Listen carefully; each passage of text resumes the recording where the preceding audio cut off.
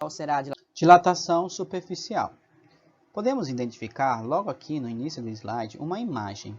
Esta imagem ela nos mostra um determinado viaduto ou basicamente uma ponte que pode estar associada ao transporte de veículos ou talvez apenas a transição de vagões de um trem.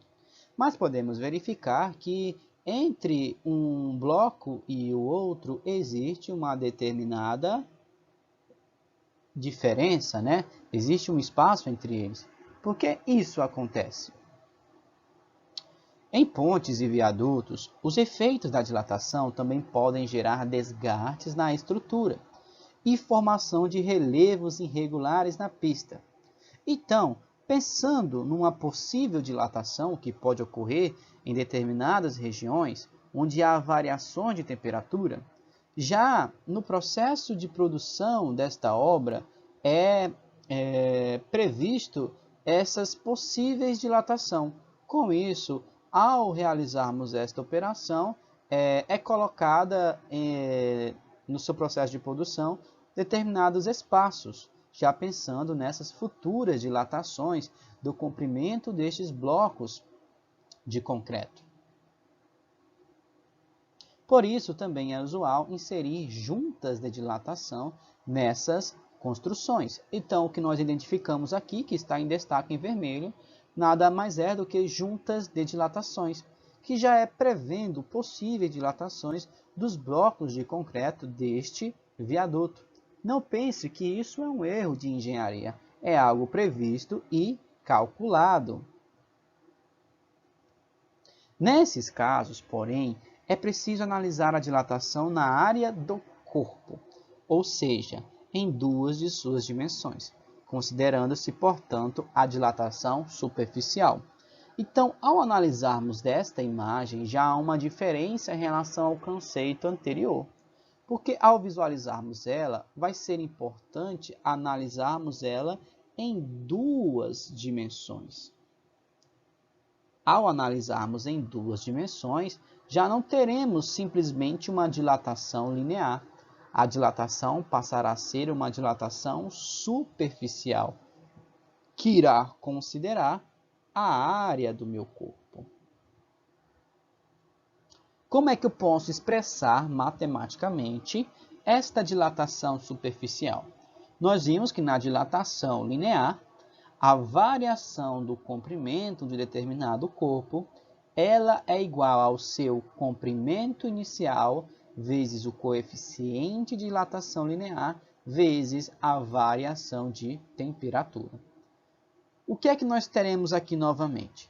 Nós teremos que, basicamente, a variação da temperatura irá novamente influenciar na dilatação do meu corpo ao analisarmos superficialmente. Seja uma chapa de área A0, o que seria o A0? Toda vez que você ver esse subíndice 0, significa que é algo inicial. No caso aqui, ele vai ser a nossa superfície ou área inicial. Esta superfície inicial possui uma temperatura T0, que nada mais é do que a temperatura inicial. Após aquecimento até a temperatura T, então há uma variação da temperatura de T0 para T, onde a temperatura T ela vai ser maior do que a T0, então significa que a nossa variação de temperatura, nesta situação, ela é maior do que zero, ela é positiva. Então, se há essa variação positiva, então eu posso já concluir de antemão que o meu corpo irá dilatar e não contrair.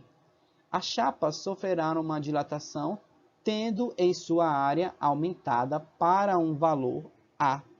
Então, acontece o quê? Acontece que eu tenho uma variação de temperatura T, que é dada por T menos T0, temperatura final menos a inicial, e tenho que, por consequência disso, há uma variação da área, que ela vai ser dada pela área final menos a área inicial. Lembrando o quê? Lembrando que a área inicial vai estar associada à temperatura inicial e a área final vai estar associada à temperatura final. Nesse slide já podemos ver aqui a imagem de um corpo, onde este corpo, a uma temperatura inicial, ele vai possuir uma área inicial. Acontece que ele sofre um aquecimento e a sua temperatura aumenta. No caso, T vai ser maior do que T0. Ao aumentarmos a temperatura, as partículas que formam esse corpo, elas passam a se movimentar mais e, em consequência disso, ficam mais distantes uma da outra. E, em consequência disso, nós teremos uma nova área, ok? Então, acontece que, ao analisarmos este corpo, nós iremos ter que considerar duas de suas dimensões, pois elas são relevantes ao analisarmos a dilatação deste objeto. Nós iremos analisar tanto a sua largura como também o seu comprimento, o que nos dará a sua área, a variação da sua área.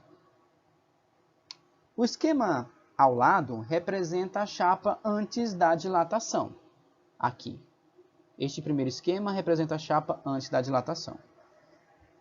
Com temperatura T0 e área A0.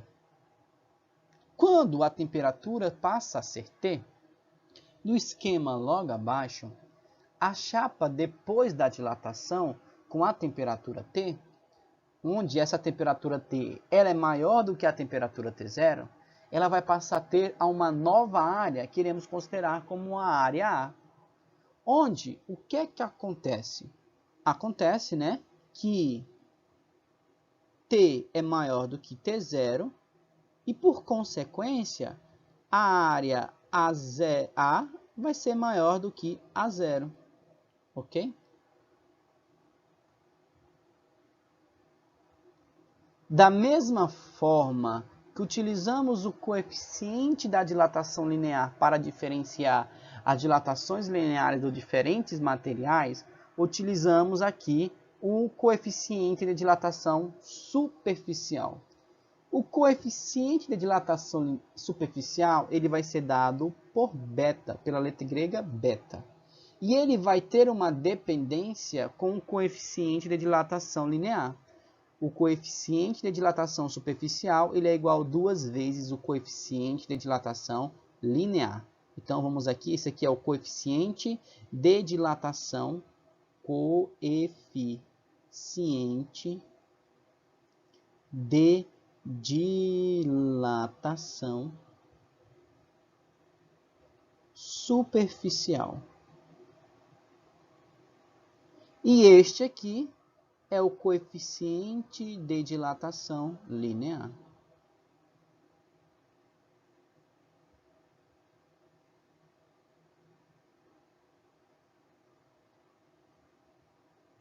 Onde há uma dependência entre eles. No caso, beta é igual a 2 vezes a 0, ok? O que esse coeficiente ele vai influenciar? Na verdade, esse coeficiente de dilatação ele é uma propriedade do meu material, no caso do meu corpo. Como os materiais eles possuem diferente formulação química, então a energia de ligação de seus átomos também será diferente. Há materiais que necessitam de mais energia para se dilatar e há outros materiais que necessitam de menos energia. Por exemplo, nós podemos ter um material feito de ferro e um material feito de ouro. Os dois materiais possuem coeficientes de dilatação diferentes. Em consequência disso, mesmo que eu coloque eles para variar a mesma temperatura, a variação do seu comprimento não será a mesma, pois os coeficientes de dilatação são diferentes de um para o outro, pois o coeficiente de dilatação ele é uma característica do tipo de material.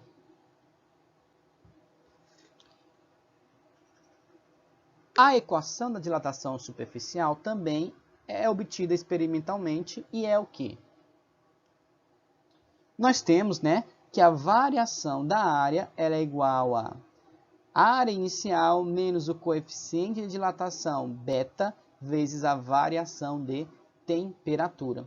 Então, nós temos que a variação da área ela é igual a área final menos a área inicial. E isso que nós podemos evidenciar através de um experimento. Mas se eu quiser prever qual é o valor desta variação, eu posso utilizar esta equação, que nos diz o quê? Que nos diz que a variação da área, ou no caso da superfície,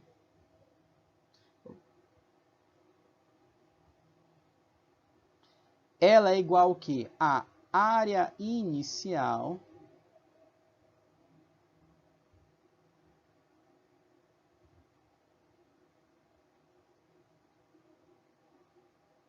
vezes o coeficiente beta, coeficiente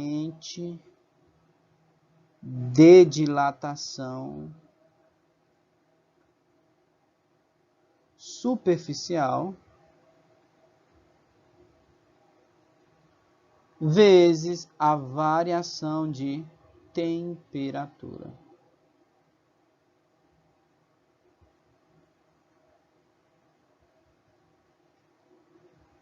Nessa variação de temperatura, ΔT, ela é igual à temperatura final menos a temperatura inicial. Se vocês forem recordar, ela se assemelha muito com a equação da dilatação linear.